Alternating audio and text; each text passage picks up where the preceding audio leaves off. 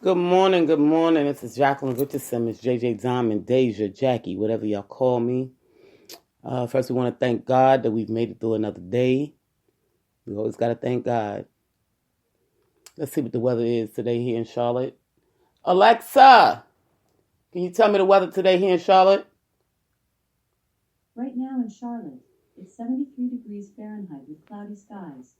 Today's forecast has rainy weather with a high of 76 degrees and a low of 69 degrees. I tell you, the Charlotte weather is bipolar. We're in November, and it is hot, y'all. It's terrible for me because I'm not used to it. Y'all know I'm from up north, so I'm trying year after year to get used to this thing, but I'm working on it. Well, today, first I want to say Happy Veterans Day to all the veterans out there. Y'all put in work for our country, and y'all always was there and ready. For anything that went down in our country. So we always have to uh, thank you guys. And I'll be out today, so I'll be seeing y'all veterans, and I'll be, speaking like I always do. Um, Today, I'm going to be talking about our governor, Governor Cooper. Now, when I first came to Charlotte, I can't remember who was governor. However, throughout all of the torment I went through when I got here, I mean, this was like the worst state I've ever lived in, y'all. And I've lived in a lot of states, okay? And when I got here, it was just so much going on. And on top of all of the stuff going on, my health was being affected, okay? And I had to rant and rave about certain things. For all those that know, when Obama got in office, I followed politics very heavy due to my mother. She had a love for Obama, one, because he was black and he was going into office, and she wanted me to learn my history about politics because my family has always been into politics. However, they haven't taken it as far as I have. And now I can't really even deal with politics the way I really want to because I have a nonprofit. However, I can still voice for my people in the community, and that's what I've done. I've been through a lot of serious illnesses since I've been here. I was on antibiotics 3 times a year. I mean, 3 to 4 times a year, every 3 months. I was on antibiotics. I could barely stand up when I step outside, to talk to the kids or do things with the kids. I was always dizzy. I just couldn't understand it. And, I looked around my environment and I started figuring it out. I have bad allergies, always had bad allergies since living in the Bronx, but they've never been this bad. And I just couldn't understand why I wasn't getting better. Everybody kept saying, oh, take some bee honey and you'll get better. It's just like that, and I'm like, no, something else is wrong. I kept feeling my body just wasn't right.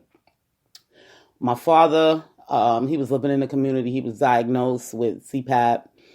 And my dad has never had breathing problems in his life, so that really threw me for a loop, and a couple of other neighbors got sick and some even passed away, and it started really getting to me. I said, something is wrong. Something is wrong.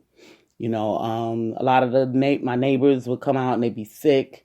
We taking down all these allergy medications, hoping to get better. And it just wasn't getting better, people. It was just crazy, Well, I raised a tizzy, of course, on that and other issues. And Governor Cooper responded, and I am thankful to have him as a governor for the next 4 years, So shout out to Governor Cooper for winning this election. I'm glad to have you because you listen. Okay, and that's what we need. We need people that's going to listen to us and take action.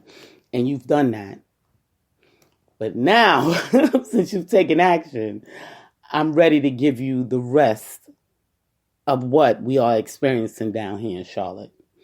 And it's so much, Governor Cooper. I just, if you're listening, if you hearing this later, make sure you grab a pen and a paper because I got a lot to tell you, okay? And this will be a 2-part podcast. So it's going to be very lengthy. There's a lot of things going on. We know you can't deal with it overnight. We know that. You have plenty of time. You got 4 years in your term to work on these things and try to get these things done to make your city happy. A lot of people, that's the thing. When I first got here, I was like, why is everybody so miserable? It's supposed to be a nice city. I came here not because I wanted to be here, people. I came here on an issue with my grandchild, and I was forced to move here. I came here like 30 years ago. Was it 30 years ago? I'll say 20-something years ago. And I was supposed to move here, and I told myself this wasn't a city for me, and I was not moving here. Everybody else moved here, and I chose not to. We was living in Buffalo at the time, and I just couldn't see where this city was beneficial, okay, for me back then. And when I got here back in 2016, I still didn't see where the city was beneficial, okay? I just couldn't see it because there was so much going on that just wasn't right. And then I had people telling me when I tell them certain things about, government laws and stuff like that. And they said, well, that's not here. You just have to deal with it. No, I don't have to deal with it because this is not the way the rest of the state rolls, and I've lived in several states. I'm a resident of several states in America. Okay. So with that being said, I said, no. It doesn't work that way. That tells me that you're not educated enough to know what's going on out here in the United States and what's going on with politics. So, that's when I had to shy away from everybody and do my own thing. And this is when I had to write the governor, I might have had to do it through the court system, but, he got the message and he started taking action, which was excellent, because that showed me that he really cared about his city. Egypt, I'm on a podcast. Okay, I don't understand sign language. We'll learn it one day. 2,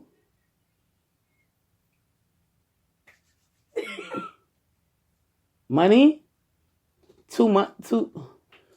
Oh my God, this girl is asking me for money for Roblox, and I know that's what it's for. Y'all got to beware of y'all kids with this Roblox, okay? I love Roblox. They even help me make money with my music. However, they be taking all your money, okay? Getting back to what I was saying, I realized that the people here in Charlotte wasn't educated enough to know what they didn't have to stand for, Now, the other thing I wanted to speak about before I get into some of the things that we are looking at in Charlotte,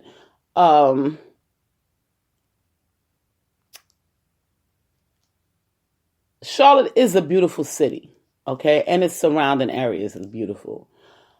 However, we noticed that in certain communities, certain things are not being done the proper way. And I've worked and walked and drove in almost every community in this city and in the surrounding area, okay? Thanks to Instacart. They put me on that map to where I was able to physically see what was going on in these different communities.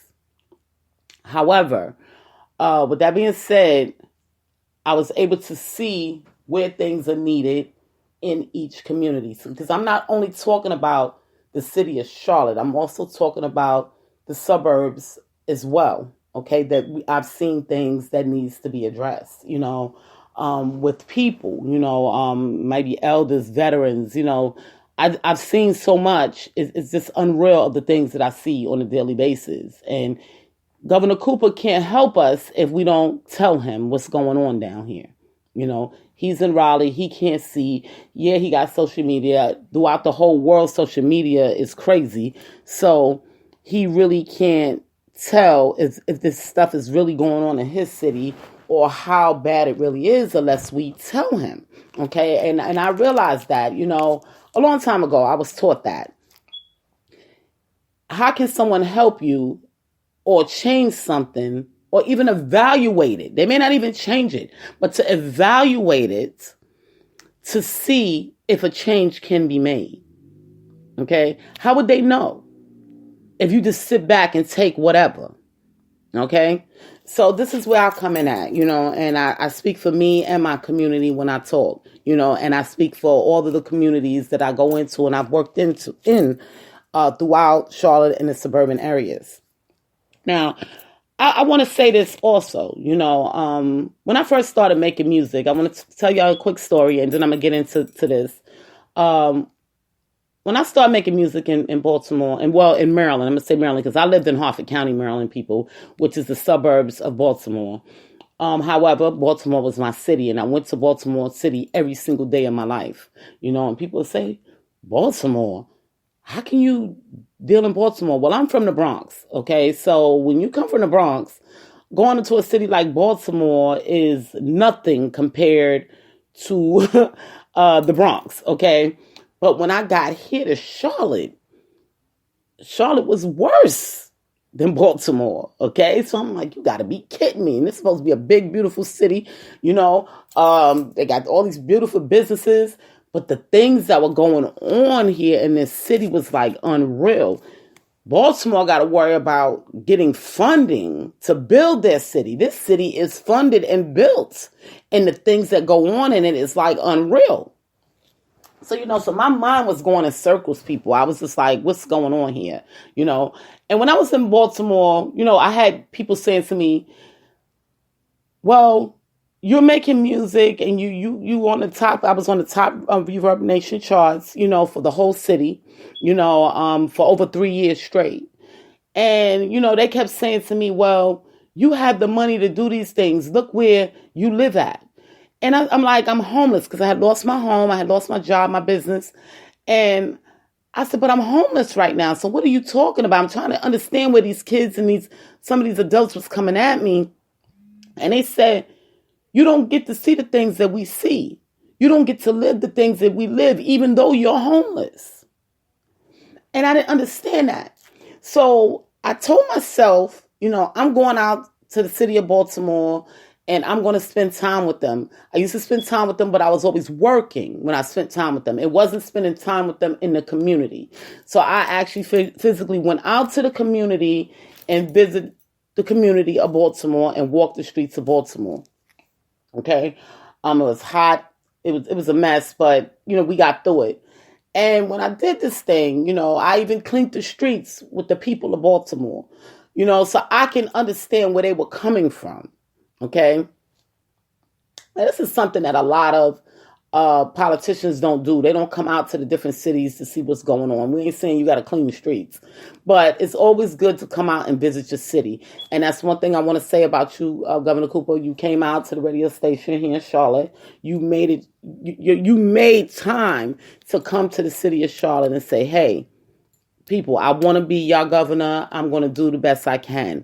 So we can appreciate that. You know what I'm saying? Because a lot of governors don't do that. So we want to say thank you. Okay. And I want to say thank you for getting some of these things done in my community now that I can breathe. I couldn't breathe for literally, people. I could not breathe for 3 years straight. And now I can stand on my balcony and lift my head up high and breathe. Okay. Do you know what it's like not to be able to breathe every single day of your life? And you have an infection in your sinuses and in your lungs every single day of your life? Now, this is before COVID, okay? I was dealing with this on a regular basis. The people around me dealing with it on a regular basis. Our bodies filling up with phlegm, and we don't know where it's coming from.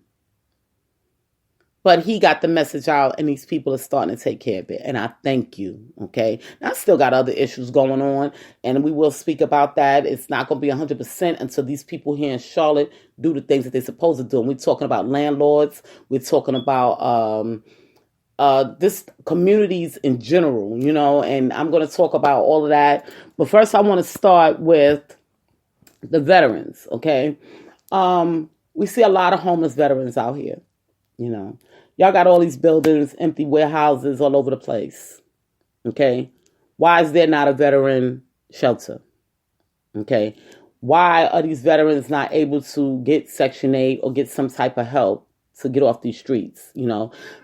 We are not seeing progress. And it's not only for Governor Cooper. This comes from this. We need the president involved in this. And this is something that Governor Cooper can address with him. Okay. Why Charlotte doesn't have the funding to get these veterans off the street? Why is it that these veterans that fought for our country for over, how long was that that war that Obama stopped? Over 10 years. That these guys are having a hard time getting jobs. These guys are having a hard time getting apartments and places to stay. They got to stand on the street and beg. Why? That's my first question. Okay. And there's other people out there as well. So we need more than just veteran shelters. Why is it when you go to the shelter, they only have a woman and child shelter? Why do families have to be split up? Okay, that's the other thing. If people made babies together, they lose their house together, they should go through the same shelter system together. You don't break up families. Okay? People make mistakes. Nobody's perfect. People lose their houses every day. It could be because they lost a job. It can be because they got sick. It could be because they just ain't pay their bills. Okay? We know that we have some issues down here, some of these people. However, it doesn't mean that they got to be separated from their family. And if the fathers got to come to the shelter, I literally have been to the shelter and I see these fathers coming to the shelter, sitting on a bench to visit their family. Why? That bothers me. New York is not having that. You're going through the same thing that woman going through. Why are you putting all that stress on the woman? The man needs to be a part of what he has created. Okay? So he should be in these shelters with his family. We want to talk about daycare. I'm going to move on to daycare. We haven't talked about the homeless, and I've been talking about the homeless for a long time, and the reason why I talk about them, because I used to be homeless, okay? So when you been homeless and slept in your car, I never stood on no corner and begged people. I sold music, I sold my books, that's how I got through, but some people don't have what I had to get through. And I think about that, some people don't even have a car to sleep in. I spoke to somebody recently. They told me they had to sleep in a park with their children because there was no space at the shelter. Okay? So, yeah, that's a big, big thing that needs to be taken care of here in Charlotte, the homeless situation. Okay? If you want info on how New York shelter situation run, because this is like a second New York. I'm going to be honest with y'all. This is how big the city is. And it's not as big as New York City, but it's ran like New York City. So it needs the things that New York City has, especially with so many people moving here. Okay. And we want to talk about wages. I'm going to talk about wages. The minimum wage here is extremely low, but the rent is not matching. Okay. I live in a 2-bedroom apartment. I pay $1,000 a month. But the minimum wage is $7.25. How do you pay $1,000 rent with $7.25? It just don't add up, people.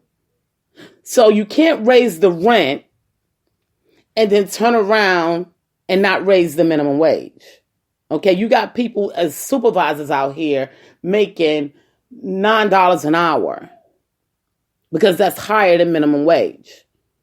So yes, North Carolina as a whole has to work on that. Okay? We cannot live like this. We're willing to go out here and work, but if you're not giving me enough money to make ends meet, I'm going to continue to depend on the government.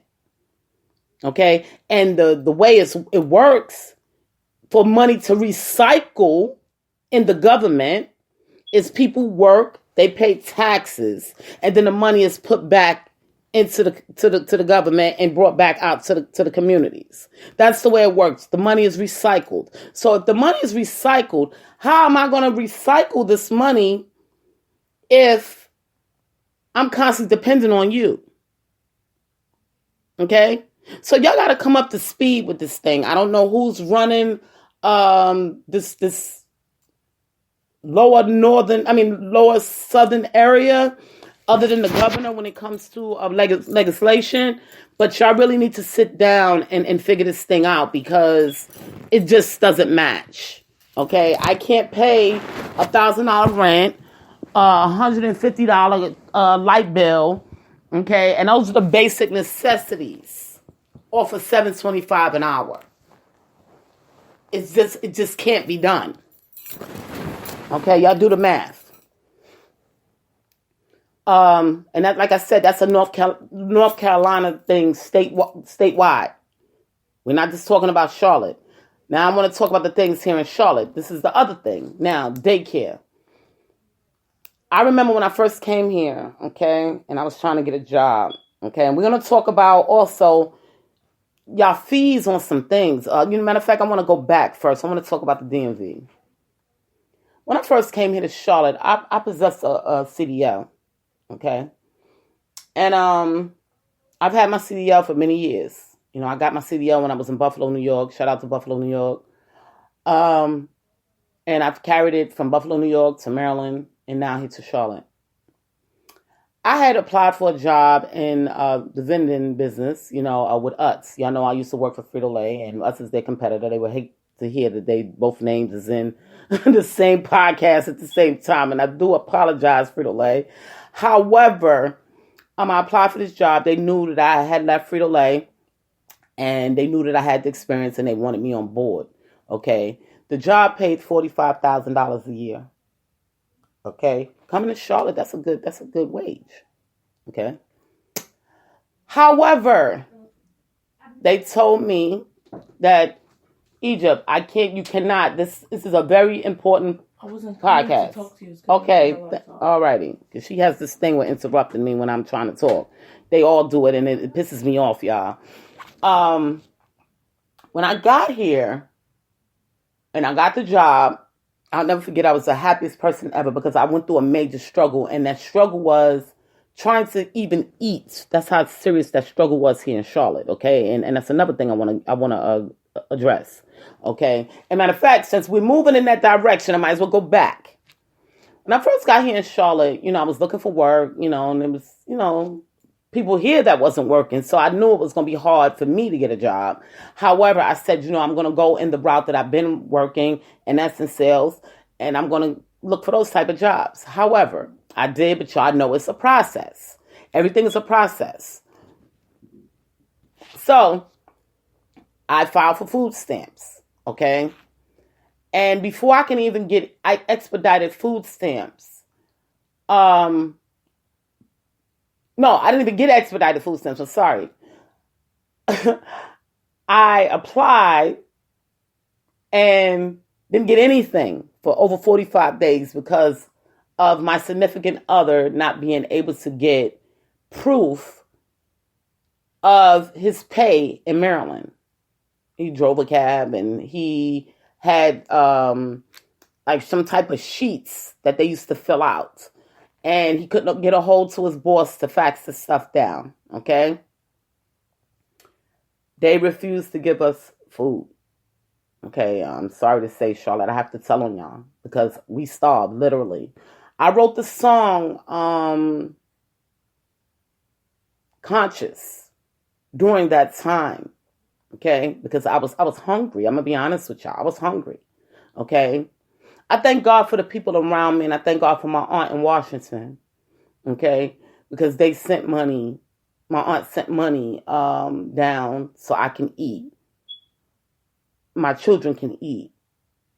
I was able to go out here and hustle. When I say hustle, meaning take people places to gain money to be able to survive because I was hungry, okay?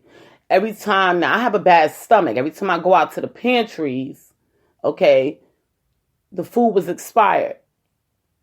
Some was a day expired. Some was days and days expired. Even weeks and months expired. I felt some kind of way. I felt like I moved to a state to die. Okay? So, I'm just giving it to you the way I felt because I was literally hungry. You know, people was looking at me. Y'all look at some of my pictures when I first came here to Charlotte. I had lost more weight here than I did when I was working out in Maryland. Okay? I was a bony something. I looked at my pictures and I'm like, this is crazy. Because as a parent, I have to sacrifice, even if I got a little bit of food. I have to sacrifice and make sure my kids eat. Okay? So I got to portion these things right. Even though I'm still hungry when I go to bed, I got to make sure they eat. That was one of the stresses that I went through, okay? Fighting with the welfare system to get some food stamps because I already had a job lined up. I just had to wait the process out, okay? Now, this particular job that was about to pay me $45,000 a year said to me, oh, we're going to hire you. We just need you to get your driver's license changed. So now I have to debate on, do I eat or get this driver's license changed and starve for a little bit so I can go and get this job? Well, guess what I chose, y'all? I chose starving so I can go get this job. But I'm going to tell y'all what happened when I got there. I get up to the counter. Now, all I had was $120. When I get up to the counter, to transfer my license over from Maryland to Charlotte, they told me the fee was $180. Okay? $180 stopped me from getting this job. A $45,000 a year job. Okay? Nobody around me had the money, the extra $60 to give me because they've been giving me money to try to eat. So now people are broke. They're not going to keep dishing out money. Okay? So I'm asking, but people are not helping. So I lose this job. But God had another plan. Okay? That's when I was able to get the job with Kellogg's. Okay? And Kellogg's helped me. Well, when I got the job with Kellogg's, I saved my money and I told my people, let's go. Because this is not the place I want to be. Because this place has literally taken us on the edge of death. But the rest of my family wanted to stay. So we stayed and I did a lot of praying. Okay? And God has brought me through that with the help of some superiors of the state. Okay? Now that's my story. Now, we want to talk about daycare. Y'all know Egypt was young when we first got here. My grandson was old enough to take care of himself. Now, if me and both of my, me and my significant other work, Egypt needs daycare because he's a teenager. I'm not leaving my child with him knowing that he's out here doing all this type of ruckus. Wanted to get daycare help. So we can both work. I was told that I had to be put on a list for daycare fees. Daycare money. And I said, a list? What do you mean a list? I'm trying to go to work. And I need some assistance with daycare funding. So me and my significant other could work. So then we won't need you next year. They told me I had to be put on a waiting list. So now that tells me one of us can't work because somebody got to be there for the child. What does that do? Take us down an income.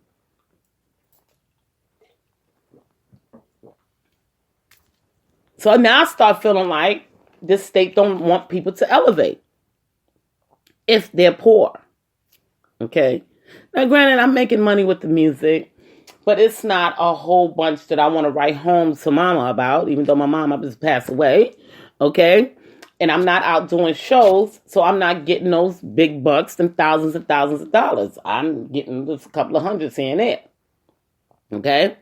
So, and I don't get it that often. We get paid sometime every 4 months. Okay? How am I supposed to survive? I want to work. I need to take care of my family. You're stopping me from taking care of my family. Okay? And that bothered me, people. And I wasn't the only one going through it. There's other people going through it. Okay? They want to work. We want to have nice things. We want to be able to pay our bills. You know how good it feels? Let me tell y'all something. And I told y'all this is going to be a two-part podcast. I was working for Frito-Lay, and I was making excellent money, y'all. You know, when I was living my best life, and I'm going to be honest with y'all. I was living my best life. And I was able to take care of my family. Okay? Do you know what it feels like to be able to go to the doctor and push out a baby, and it's not a government baby? Now, I got a few government babies, okay, that the government had to cover me on. And there's nothing wrong with it. However, when I gave birth to my last child, I worked for that. Do you know the feeling that I felt being able to say my job that I worked every day for helped me with this, because they appreciate what I've done and they got a good package for me, so I'm able to pay my bills and not have to depend on the government. That's the best feeling in the world. Okay?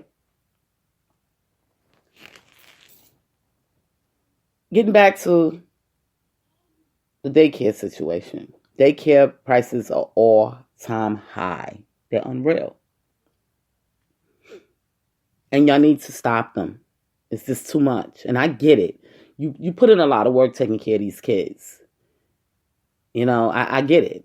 But it's just too high. Now, I need this to go to the top of the ladder, to the president. It's just too high. Even when I was living in Maryland, for my daughter to go to daycare, I had to pay $800 a month. That was out of pocket, people.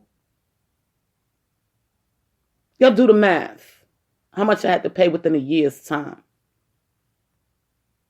It's just too much for the working person and the poor person. So these are things y'all need to evaluate. And that waiting list is like insane. Straight insane. Ain't never seen nothing like it in my life. New York City, you go to the welfare office and say, hey, I got a job. I need daycare. When you start, here's some papers, fill those out. Get them back to us ASAP so the people won't be waiting on their money. That's what we hear when we up north. You got a job. Especially when you black. They happy for you. Here, take these papers. Black and Hispanic, they happy for us. Take these papers, get them filled out, get them back to me ASAP so I can get this stuff pushed through.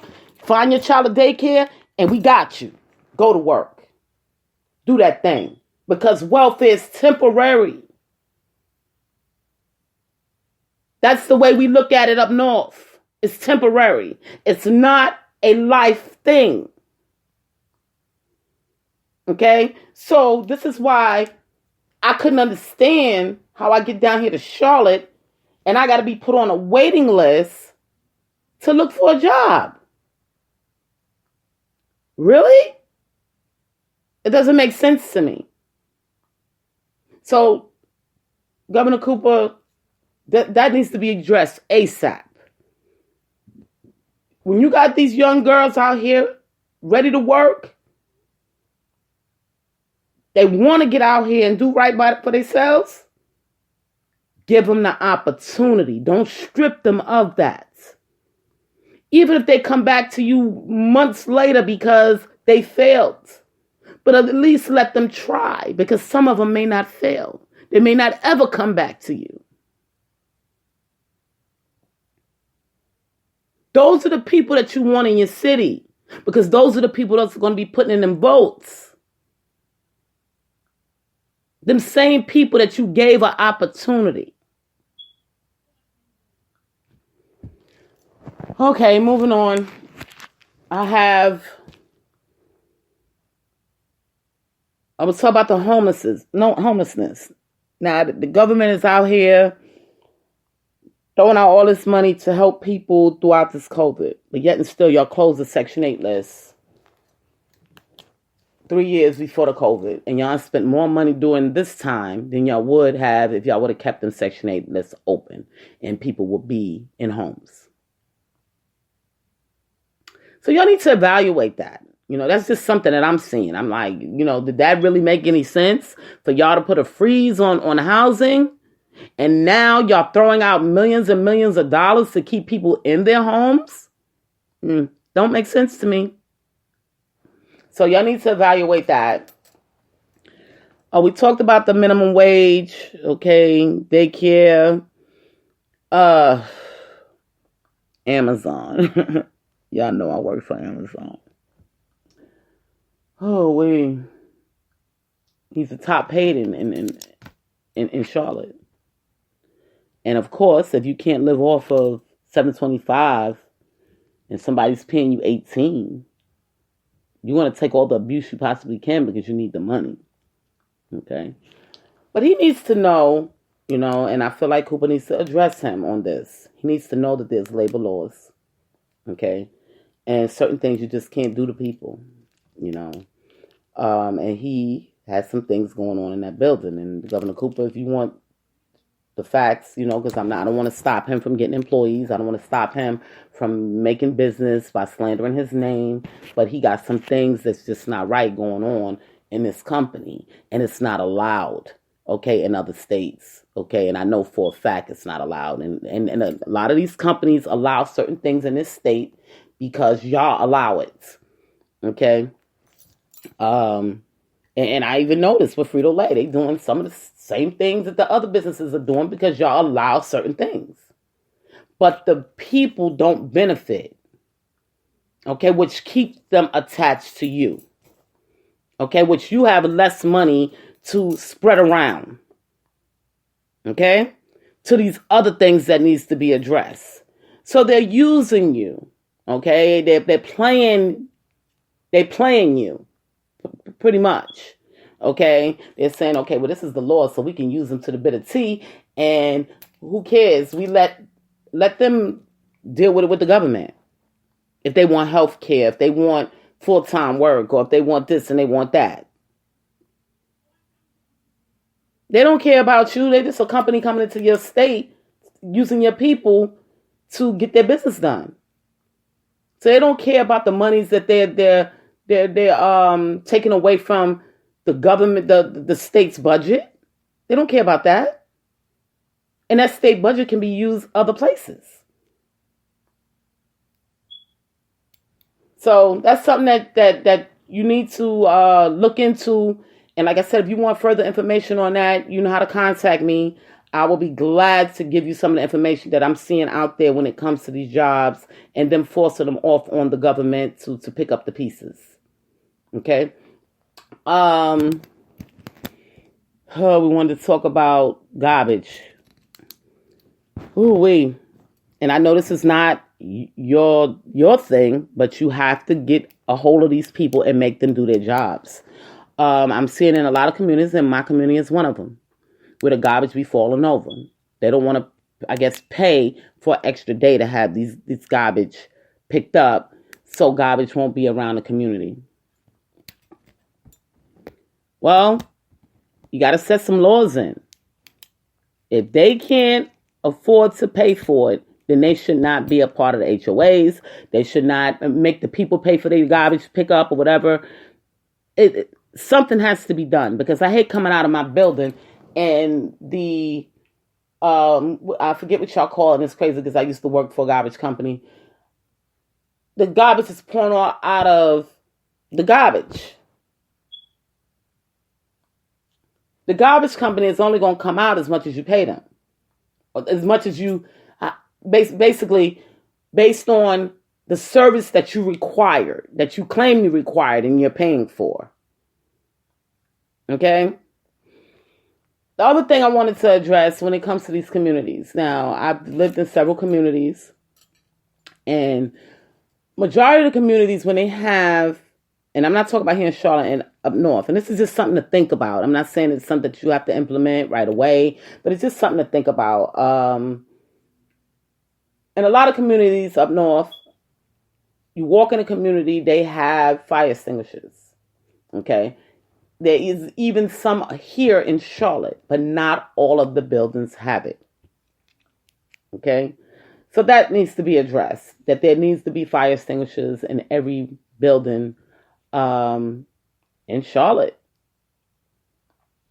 And up north, and I'm talking Maryland now, they require fire extinguishers not only being outside of their building, but in their homes.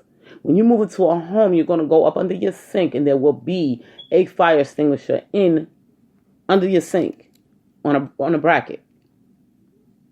That's just something to think about, because these people, things happen, and I mean, I haven't never seen the fire department not show up and they're the fastest on anything. But sometimes we have fireplaces. So why is it we don't have fire extinguishers? I just don't get it. It just throws me for a loop on that, So that's just something that we want you to think about, Governor Cooper, getting these owners of buildings and condos to put fire extinguishers in their homes, especially when they have fireplaces. And that comes also with the balcony 3 feet rule. Okay, I had to argue with my HOAs. Okay,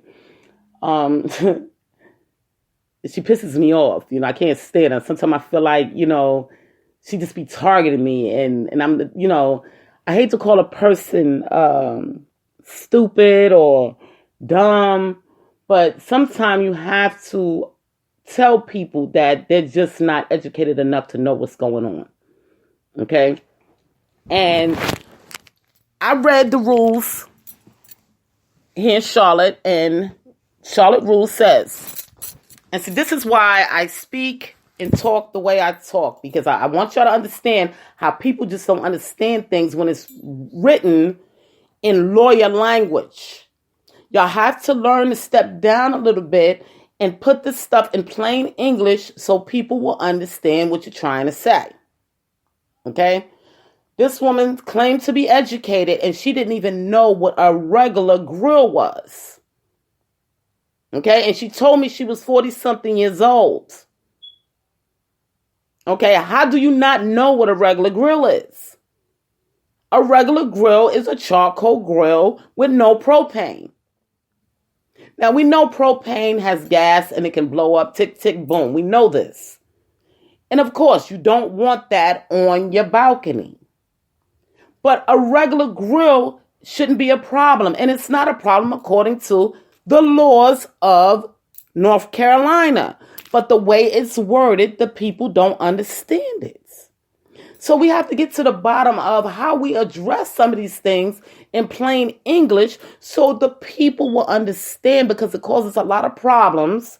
And then you got people like myself getting angry because this person that's supposed to be educated don't understand what they read. But they've been to college and have master's degrees. Okay? But they're not a lawyer, and I'm not a lawyer either. I just understand sometimes one word can change the meaning of a whole phrase or sentence. That's common sense, but of course a lot of the people don't have that today. So we have to improvise and put these things in plain English so people will understand what the stuff is saying. I have to argue with this lady so much, and I'm tired of her. And I'm at the point, if she comes at me again, I'm going to sue her for harassment. So in order for things like this not to exist, y'all have to fix some things. I'm going to see y'all on the second podcast.